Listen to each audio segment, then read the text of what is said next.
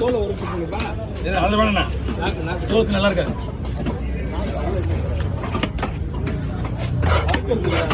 தோல் எடுத்துல நல்லா இருக்காது.